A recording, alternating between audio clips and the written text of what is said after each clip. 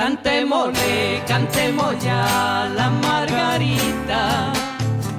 Niña pequeña, la más risueña, la más bonita.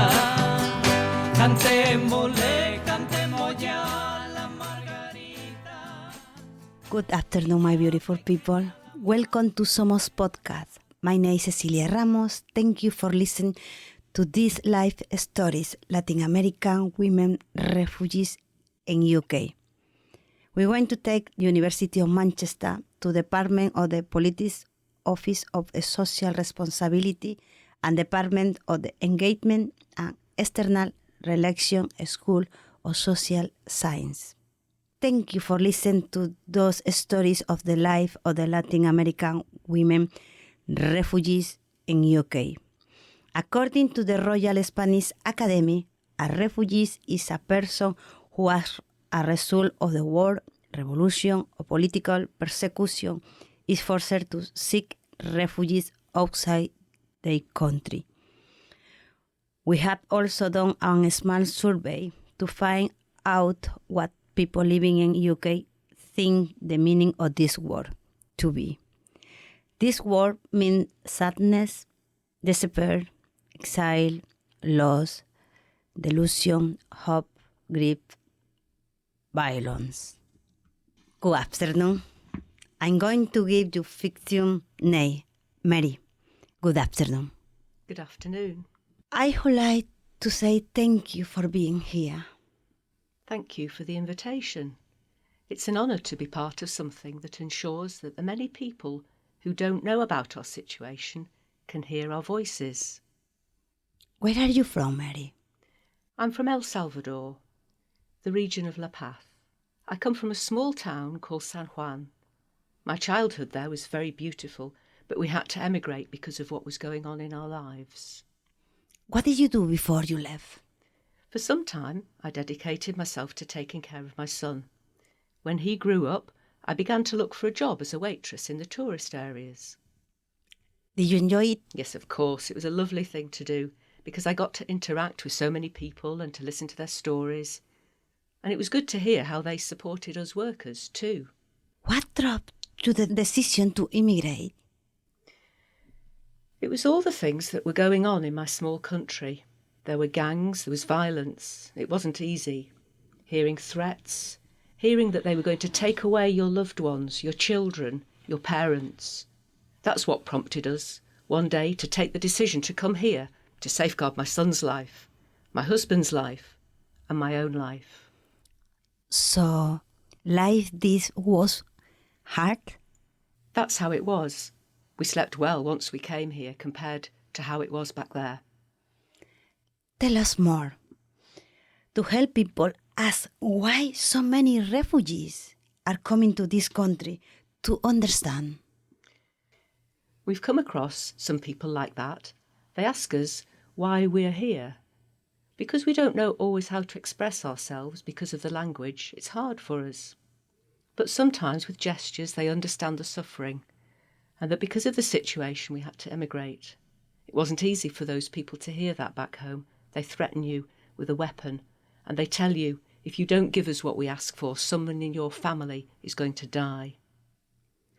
Day after day we had to pretend that everything was fine. We had to keep quiet for the sake of our own well-being and to save our lives. Because if we spoke out of turn against the authorities, we knew we weren't going to see the light of day again. It was never easy to say goodbye to my husband when he went to work. I kept thinking, will he be back? Will I see him again? I just remembered his smile that said, you're going to see me again and I'm going to come home safely. The same thing happened to many other families and their husbands and their children, siblings that never returned to the country once they'd left because of the situation we were experiencing.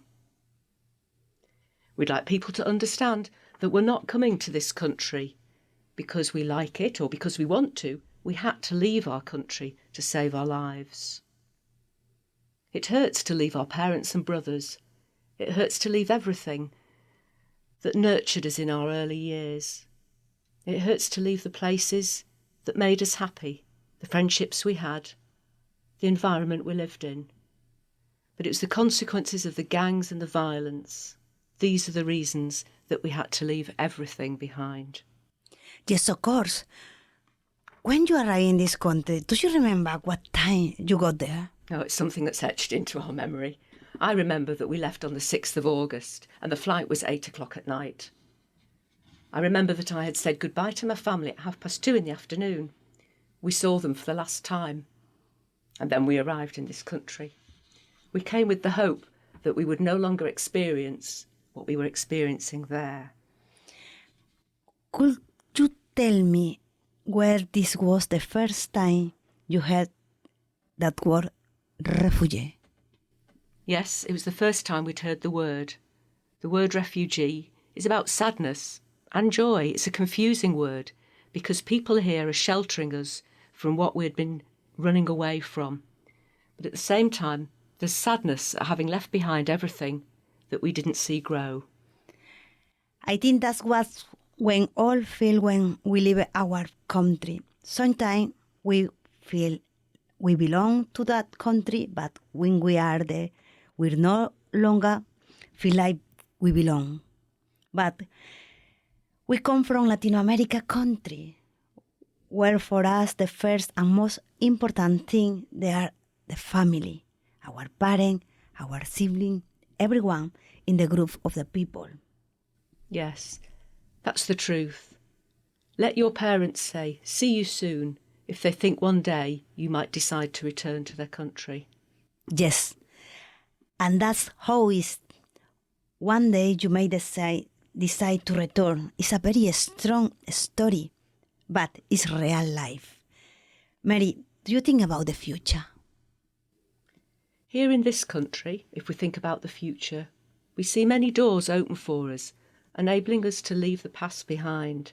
We see our son's future full of opportunities, not like in our country, where day after day we longed for him not to grow up. He always told me, I don't want to grow up because I don't know what the future holds for me here with these gangs. No mother wants her children to grow up living in that situation, but now we're here, I do want my son to grow up. I hope to see him graduate and have many opportunities. Excellent. I'm very happy for you because you have come to this country. I'm very happy that we can tell that story. They are real stories that we want to tell all the people who are going to listen this podcast. We're people who come with good intentions, people who want our children to excel, people who want to feel free and to be happy that we're no longer suffering. Mary, thank you very much for letting us hear your story. Thank you for being here and for being so brave to telling us your story. Thank you. Thank you. La Margarita, niña pequeña, la más risueña, la más bonita. Cantémosle, cantemos ya la Margarita, niña pequeña, la más risueña, la más bonita.